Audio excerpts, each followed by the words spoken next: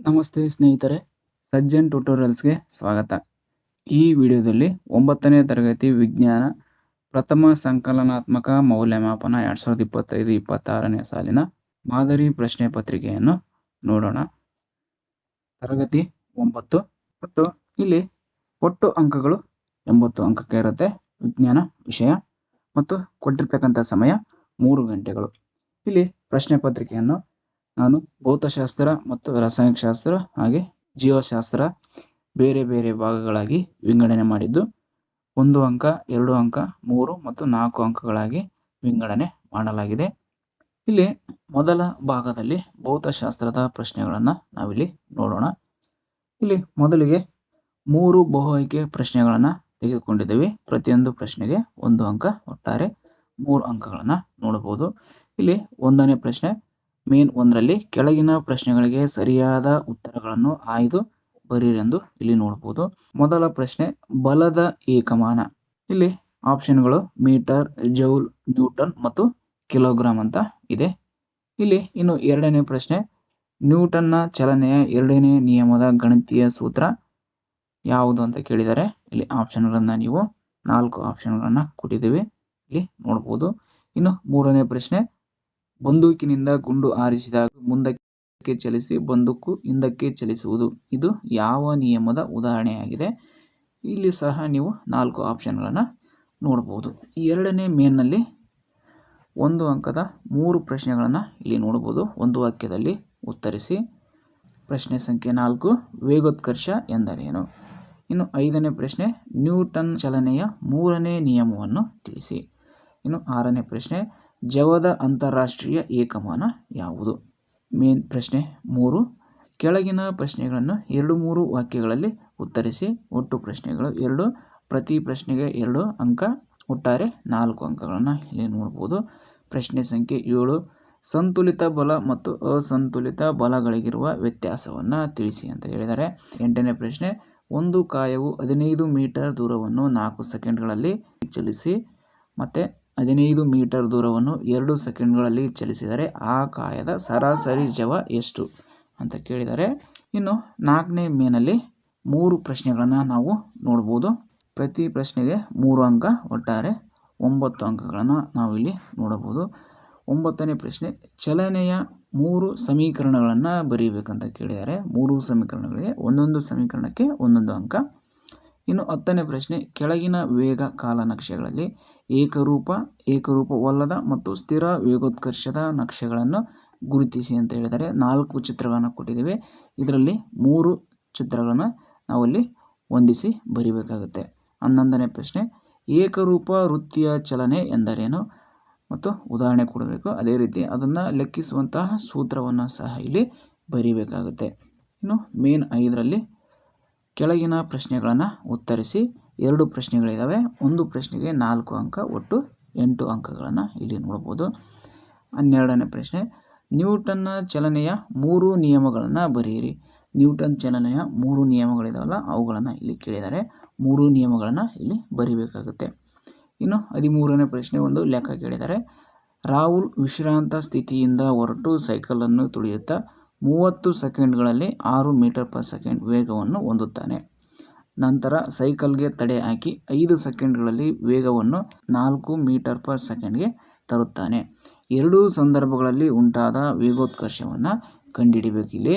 ಇಲ್ಲಿ ವೇಗೋತ್ಕರ್ಷವನ್ನು ಕಂಡುಹಿಡಿಬೇಕು ಮಕ್ಕಳೇ. ಈ ರೀತಿ ಒಟ್ಟು 13 ಪ್ರಶ್ನೆಗಳು ಇಲ್ಲಿ ಭೌತಶಾಸ್ತ್ರಕ್ಕೆ ಸಂಬಂಧಪಟ್ಟಂತಹ ಪ್ರಶ್ನೆಗಳನ್ನು ಇಲ್ಲಿ ನೀವು ನೋಡ್ಬೋದು.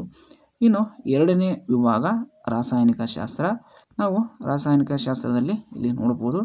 ಇಲ್ಲಿನೂ ಸಹ 1 ಅಂಕ ಬಹು ಆಯ್ಕೆ ಪ್ರಶ್ನೆಗಳು, ಅದೇ ರೀತಿ ಒಂದು ವಾಕ್ಯದಲ್ಲಿ ಉತ್ತರಿಸುವಂತಹ ಪ್ರಶ್ನೆಗಳು. ಇನ್ನು 2-3 ವಾಕ್ಯದಲ್ಲಿ ಅದೇ ರೀತಿ 3 ಅಂಕದ ಪ್ರಶ್ನೆಗಳು, ಅದೇ ರೀತಿ 4 ಅಂಕದ ಪ್ರಶ್ನೆಗಳು ಸಹ ಇಲ್ಲಿ ನೀವು ನೋಡ್ಬೋದು. 6ನೇ ಭಾಗದಲ್ಲಿ ಕೆಳಗಿನ ಪ್ರಶ್ನೆಗಳಿಗೆ ಸರಿಯಾದ ಉತ್ತರಗಳನ್ನು ಆಯ್ದು ಬರೆಯಿರಿ. ಪ್ರಶ್ನೆ ಸಂಖ್ಯೆ 14 ನೀರಿನ ಕುದಿಯುವ ಬಿಂದು ಎಷ್ಟು ಅಂತ ಕೇಳಿದರೆ ಮಕ್ಕಳು ಇಲ್ಲಿ 100 ಡಿಗ್ರಿ ಸೆಲ್ಸಿಯಸ್ ಅಂತ ಎಲ್ಲ ನಿಮಗೆ ಗೊತ್ತು. ಇನ್ನು ಪ್ರಶ್ನೆ ಸಂಖ್ಯೆ 15 ತಾಪದ ಅಂತಾರಾಷ್ಟ್ರೀಯ ಏಕಮಾನ ಯಾವುದು. ಇಲ್ಲಿನೂ ಸಹ ನಿಮಗೆ ತಾಪದ ಅಂತಾರಾಷ್ಟ್ರೀಯ ಏಕಮಾನ ಯಾವುದು ಅಂತ ಗೊತ್ತು, ಅದು ಕೆಲ್ವಿನ್. ಇವುಗಳಲ್ಲಿ ಶುದ್ಧ ವಸ್ತು 16ನೇ ಪ್ರಶ್ನೆ, ಇವುಗಳಲ್ಲಿ ಶುದ್ಧ ವಸ್ತು ಯಾವುದಂತ ಕೇಳಿದರೆ ಇಲ್ಲಿ ಪಾದರಸ ಅಂತ ಅನ್ಕೇಸಿ ನಿಮಗೆ ಗೊತ್ತು ಮಕ್ಕಳೇ. ಈ ರೀತಿ ಬಹು ಆಯ್ಕೆ ಪ್ರಶ್ನೆಗಳನ್ನು ಇಲ್ಲಿ ನೀವು ನೋಡ್ಬೋದು. ಇನ್ನು ಕಂಟಿನ್ಯೂ ಆಗಿ 7ನೇ ಮೇನಲ್ಲಿ ನೋಡೋದಾದರೆ ಕೆಳಗಿನ ಪ್ರಶ್ನೆಗಳಿಗೆ ಒಂದು ವಾಕ್ಯದಲ್ಲಿ ಉತ್ತರಿಸಿ ಎಂದು 3 ಪ್ರಶ್ನೆಗಳನ್ನು ಕೇಳಿದರೆ ಪ್ರತಿ ಪ್ರಶ್ನೆಗೆ 1 ಅಂಕ, ಒಟ್ಟಾರೆ 3 ಅಂಕಗಳು. ಪ್ರಶ್ನೆ ಸಂಖ್ಯೆ 17 ಸಮರೂಪ ಮಿಶ್ರಣ ಎಂದರೇನು. ಅದೇ ರೀತಿ 18ನೇ ಪ್ರಶ್ನೆ ಲೋಹಗಳಿಗೆ 2 ಉದಾಹರಣೆಗಳನ್ನು ನೀಡಿ. ಪ್ರಶ್ನೆ ಸಂಖ್ಯೆ 19 ಅತ್ಯಂತ ತಣ್ಣಗಿರುವ ನೀರಿರುವ ಗಾಜಿನ ಲೋಟದ ಹೊರ ಮೇಲ್ಮೈ ಮೇಲೆ ನಾವು ನೀರಿನ ಹನಿಗಳನ್ನು ಕಾಣುತ್ತೇವೆ, ಏಕೆ. 8ನೇ ಮೇನ್ನಲ್ಲಿ ಕೆಳಗಿನ ಪ್ರಶ್ನೆಗಳನ್ನು 2-3 ವಾಕ್ಯಗಳಲ್ಲಿ ಉತ್ತರಿಸಿ ಅಂತ ಕೇಳಿದರೆ ಇಲ್ಲಿ ಒಟ್ಟಾರೆ 3 ಪ್ರಶ್ನೆಗಳಿರುತ್ತೆ. ಪ್ರತಿ ಪ್ರಶ್ನೆಗೆ 2 ಅಂಕ, ಒಟ್ಟಾರೆ 6 ಅಂಕಗಳು. ಪ್ರಶ್ನೆ ಸಂಖ್ಯೆ 20 ಲೋಹದ 4 ಲಕ್ಷಣಗಳನ್ನು ಬರೆಯಿರಿ. ಲೋಹದ 4 ಲಕ್ಷಣಗಳನ್ನು ಇಲ್ಲಿ ಬರೆಯಬೇಕಾಗುತ್ತೆ. ಅದೇ ರೀತಿ ಪ್ರಶ್ನೆ ಸಂಖ್ಯೆ 21 ದ್ರವ್ಯದ ಕಣಗಳ ಗುಣಲಕ್ಷಣಗಳನ್ನು ಬರೆಯಬೇಕಾಗುತ್ತೆ. ಇಲ್ಲಿ ಪ್ರಶ್ನೆ ಸಂಖ್ಯೆ 22 ಕೆಳಗಿನವುಗಳನ್ನು ಧಾತು, ಸಂಯುಕ್ತ ಮತ್ತು ಮಿಶ್ರಣಗಳಾಗಿ ವರ್ಗೀಕರಿಸಿ. ಮಣ್ಣು, ಸಕ್ಕರೆ ದ್ರಾವಣ, ಗಾಳಿ, ಬೆಳ್ಳಿ, ಸಿಲಿಕಾನ್, ರಕ್ತ, ಸೋಡಿಯಂ. ಈ ರೀತಿ ಇವುಗಳನ್ನು ಧಾತು, ಸಂಯುಕ್ತ ಮತ್ತು ಮಿಶ್ರಣಗಳಾಗಿ ವರ್ಗೀಕರಣ ಮಾಡಬೇಕಾಗುತ್ತೆ. ಇನ್ನು 9ನೇ ಮೇನಲ್ಲಿ ಕೆಳಗಿನ ಪ್ರಶ್ನೆಗಳಿಗೆ ಉತ್ತರಿಸಿ. ಪ್ರತಿ ಪ್ರಶ್ನೆಗೆ 3 ಅಂಕ, ಇಲ್ಲಿ 3 ಪ್ರಶ್ನೆಗಳು, ಒಟ್ಟಾರೆ 9 ಅಂಕಗಳು. ಪ್ರಶ್ನೆ ಸಂಖ್ಯೆ 23 ಘನ, ದ್ರವ, ಅನಿಲ ದ್ರವ್ಯಗಳಿಗಿರುವ ವ್ಯತ್ಯಾಸಗಳನ್ನು ಪಟ್ಟಿ ಮಾಡಿ. ಘನ, ದ್ರವ್ಯ ಮತ್ತು ಅನಿಲಗಳಿಗಿರ್ತಕ್ಕಂಥ ವ್ಯತ್ಯಾಸಗಳನ್ನು ನಾವಿಲ್ಲಿ ಪಟ್ಟಿ ಮಾಡಬೇಕಾಗುತ್ತೆ. ಇನ್ನು ಪ್ರಶ್ನೆ ಸಂಖ್ಯೆ 24 ಕಲಿಲ ದ್ರಾವಣ ಎಂದರೇನು. ಕಲಿಲದ ಲಕ್ಷಣಗಳನ್ನು ತಿಳಿಸಿ. ಅದೇ ರೀತಿ 25ನೇ ಪ್ರಶ್ನೆ 320 ಗ್ರಾಂ ನೀರಿನಲ್ಲಿ 40 ಗ್ರಾಂ ಸಾಮಾನ್ಯ ಉಪ್ಪನ್ನು ಕರಗಿಸಿ ದ್ರಾವಣವನ್ನು ತಯಾರಿಸಿದೆ. ದ್ರಾವಣದ ಶೇಕಡಾವಾರು ರಾಶಿಗಳ ಅನುಪಾತದಲ್ಲಿ ಸಾರತೆಯನ್ನು ಕಂಡುಹಿಡಿಯಬೇಕು. 10ನೇ ಮೇನ್ ಕೆಳಗಿನ ಪ್ರಶ್ನೆಗಳನ್ನು ಉತ್ತರಿಸಿ. ಪ್ರಶ್ನೆ ಸಂಖ್ಯೆ 26 ಬಾಷ್ಪೀಕರಣ ಎಂದರೇನು. ಅದರ ದರದ ಹೆಚ್ಚಳ ಅವಲಂಬಿಸಿರುವ ಅಂಶಗಳು ಯಾವುವು. ಇಲ್ಲಿ ಒಂದು ಪ್ರಶ್ನೆ ಇದೆ. ಈ ಪ್ರಶ್ನೆಗೆ 4 ಅಂಕಗಳನ್ನು ನೋಡ್ಬೋದು. ಇಲ್ಲಿ 3ನೇ ಭಾಗ ಆಗಿರ್ತಕ್ಕಂಥ ಜೀವಶಾಸ್ತ್ರದ ಪ್ರಶ್ನೆಗಳನ್ನು ಇಲ್ಲಿ ನಾವು ನೋಡೋಣ. 11ನೇ ಮೇನ್ ಕೆಳಗಿನ ಪ್ರಶ್ನೆಗಳಿಗೆ ಸರಿಯಾದ ಉತ್ತರಗಳನ್ನು ಆಯ್ದು ಬರೆಯಿರಿ. ಇಲ್ಲಿ ಬಹು ಆಯ್ಕೆ ಪ್ರಶ್ನೆಗಳು 2 ಇದ್ದಾವೆ. ಪ್ರತಿ ಪ್ರಶ್ನೆಗೆ 1 ಅಂಕ, ಒಟ್ಟಾರೆ 2 ಅಂಕಗಳು. 27ನೇ ಪ್ರಶ್ನೆ ಸಸ್ಯಗಳಿಗೆ ನೀರಿನಿಂದ ದೊರೆಯುವ ಪೋಷಕಾಂಶ. ಇಲ್ಲಿ 4 ಆಪ್ಷನ್ಗಳನ್ನು ನೀವು ಇಲ್ಲಿ ನೋಡ್ಬೋದು. ಉತ್ತರ ಹೈಡ್ರೋಜನ್. ನೆಕ್ಸ್ಟ್ ಪ್ರಶ್ನೆ ಸಂಖ್ಯೆ 28 ದ್ರವ ರೂಪದ ಅಂಗಾಂಶ ಯಾವುದಂತ ಕೇಳಿದರೆ ಇಲ್ಲಿ ಉತ್ತರ ಆಪ್ಷನ್ ಎ ರಕ್ತ. ಇನ್ನು ಮೇನ್ 12ನೇದು ನೋಡೋದಾದರೆ ಕೆಳಗಿನ ಪ್ರಶ್ನೆಗಳಿಗೆ ಒಂದು ವಾಕ್ಯದಲ್ಲಿ ಉತ್ತರಿಸಿ. ಇಲ್ಲಿಯೂ ಸಹ 2 ಪ್ರಶ್ನೆಗಳಿದ್ದಾವೆ. ಪ್ರತಿ ಪ್ರಶ್ನೆಗೆ 1 ಅಂಕ, ಒಟ್ಟಾರೆ 2 ಅಂಕಗಳನ್ನು ನೀವು ಇಲ್ಲಿ ನೋಡ್ಬೋದು. ಇನ್ನು ಪ್ರಶ್ನೆ ಸಂಖ್ಯೆ 29 ಜೀವಕೋಶದ ಶಕ್ತಿ ಕೇಂದ್ರ ಯಾವುದು. ಪ್ರಶ್ನೆ ಸಂಖ್ಯೆ 30 ಯಾವ ಕಣದಂಗವನ್ನು ಜೀವಕೋಶದ ಆತ್ಮಹತ್ಯ ಸಂಚಿ ಎಂದು ಕರೆಯುತ್ತೇವೆ. ಮೇನ್ 13 ಕೆಳಗಿನ ಪ್ರಶ್ನೆಗಳಿಗೆ 2 ವಾಕ್ಯದಲ್ಲಿ ಉತ್ತರಿಸಿ. ಇಲ್ಲಿ ಪ್ರಶ್ನೆಗಳು 3 ಇದ್ದಾವೆ. ಪ್ರತಿ ಪ್ರಶ್ನೆಗೆ 2 ಅಂಕ, ಒಟ್ಟಾರೆಯಾಗಿ 6 ಅಂಕಗಳನ್ನು ಇಲ್ಲಿ ನೀವು ನೋಡ್ಬೋದು. ಪ್ರಶ್ನೆ ಸಂಖ್ಯೆ 31 ಸಸ್ಯ ಮತ್ತು ಪ್ರಾಣಿ ಜೀವಕೋಶಗಳಿಗಿರುವ ವ್ಯತ್ಯಾಸಗಳನ್ನು ಪಟ್ಟಿ ಮಾಡಿ. ಪ್ರಶ್ನೆ ಸಂಖ್ಯೆ 32 ಪ್ಯಾರೆಂಕೈಮ ಅಂಗಾಂಶದ ಚಿತ್ರ ಬರೆದು ಭಾಗಗಳನ್ನು ಗುರುತಿಸಿ. ಪ್ರಶ್ನೆ ಸಂಖ್ಯೆ 33 ಸ್ನಾಯುತಂತುಗಳ ವಿಧಗಳನ್ನು ತಿಳಿಸಿ. ಇನ್ನು 14ನೇ ಮೇನಲ್ಲಿ ಕೆಳಗಿನ ಪ್ರಶ್ನೆಗಳಿಗೆ ಉತ್ತರಿಸಿ. ಇಲ್ಲಿ 3 ಪ್ರಶ್ನೆಗಳಿದ್ದಾವೆ. ಪ್ರತಿ ಪ್ರಶ್ನೆಗೆ 3 ಅಂಕ, ಒಟ್ಟಾರೆಯಾಗಿ 9 ಅಂಕಗಳನ್ನು ಇಲ್ಲಿ ನೋಡಬಹುದು. ಪ್ರಶ್ನೆ ಸಂಖ್ಯೆ 34 ಕೆಳಗಿನ ಅಂಗಾಂಶಗಳನ್ನು ಹೆಸರಿಸಿ. ಮೊದಲನೇದು ಕೊಬ್ಬು ಸಂಗ್ರಹವಾಗುವ ಅಂಗಾಂಶ, 2ನೇದು ತೆಂಗಿನ ಸಿಪ್ಪೆಯಲ್ಲಿರುವ ಅಂಗಾಂಶ, 3ನೇದು ಚರ್ಮದಲ್ಲಿರುವ ಅಂಗಾಂಶ. ಇವುಗಳಲ್ಲಿರ್ತಕ್ಕಂಥ ಅಂಗಾಂಶಗಳನ್ನು ನೀವು ಹೆಸರಿಸಬೇಕಾಗುತ್ತೆ.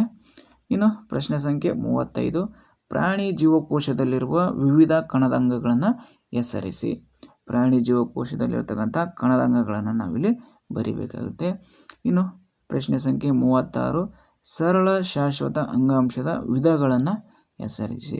ಸರಳ ಶಾಶ್ವತ ಅಂಗಾಂಶದ ವಿಧಗಳನ್ನು ನೀವು ಬರಿಬೇಕಾಗುತ್ತೆ. ಮುಖ್ಯ ಪ್ರಶ್ನೆ ಮೇನ್ 15 ನೋಡೋದಾದರೆ ಕೆಳಗಿನ ಪ್ರಶ್ನೆಗಳಿಗೆ ಉತ್ತರಿಸಿ. ಪ್ರಶ್ನೆ 1 ಇದೆ, ಅದಕ್ಕೆ 4 ಅಂಕಗಳನ್ನು ಇಲ್ಲಿ ಕೊಟ್ಟಿದೆ. ಪ್ರಶ್ನೆ ಸಂಖ್ಯೆ 37, ನರ ಅಂಗಾಂಶದ ಚಿತ್ರ ಬರೆದು ಭಾಗಗಳನ್ನು ಗುರುತಿಸಿ. ಮುಖ್ಯ ಪ್ರಶ್ನೆ ಸಂಖ್ಯೆ 16, ಕೆಳಗಿನ ಪ್ರಶ್ನೆಗಳನ್ನು ಉತ್ತರಿಸಿ.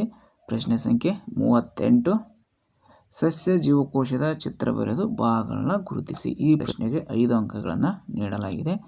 ಇಷ್ಟು ಒಟ್ಟಾರೆಯಾಗಿ 38 ಪ್ರಶ್ನೆಗಳನ್ನು ಇಲ್ಲಿ ಕೊಟ್ಟಿದ್ದಾರೆ. ಒಟ್ಟಾರೆಯಾಗಿ 38 ಪ್ರಶ್ನೆಗಳನ್ನು ಇಲ್ಲಿ ನೀಡಲಾಗಿದೆ. ಎಷ್ಟು ಅಂಕಕ್ಕೆ? 80 ಅಂಕಕ್ಕೆ. 80 ಅಂಕಕ್ಕೆ 38 ಪ್ರಶ್ನೆಗಳನ್ನು ಇಲ್ಲಿ ನೀವು ನೋಡಬಹುದು. ಈ ರೀತಿಯಾಗಿ ಈ ಮಾದರಿ ಪ್ರಶ್ನೆ ಪತ್ರಿಕೆಗೆ ಇಲ್ಲಿ ಕೀ ಉತ್ತರಗಳನ್ನು ನೀಡಲಾಗಿದೆ. ಈ ಪ್ರಶ್ನೆ ಪತ್ರಿಕೆಗೆ ನೀವು ಈ ಕೀ ಉತ್ತರಗಳನ್ನು ಬಳಸಿಕೊಳ್ಳಬಹುದು. ನಮ್ಮ ಚಾನಲ್ಗೆ ಇನ್ನೂ ಸಬ್ಸ್ಕ್ರೈಬ್ ಮಾಡಿಲ್ಲ ಅಂದರೆ ದಯವಿಟ್ಟು ನಮ್ಮ ಚಾನಲ್ಗೆ ಸಬ್ಸ್ಕ್ರೈಬ್ ಮಾಡಿ. ಅದೇ ರೀತಿ ನಿಮ್ಮ ಈ ಪ್ರಶ್ನೆ ಪತ್ರಿಕೆ ಮೇಲೆ ನಿಮ್ಮ ಅನಿಸಿಕೆಯನ್ನು ದಯವಿಟ್ಟು ಕಮೆಂಟ್ ಮಾಡಿ. ಅದೇ ರೀತಿ ನಿಮ್ಮ ಸ್ನೇಹಿತರಿಗೆ ಈ ವಿಡಿಯೋವನ್ನು ಶೇರ್ ಮಾಡೋದನ್ನು ಮರೆಯಬೇಡಿ.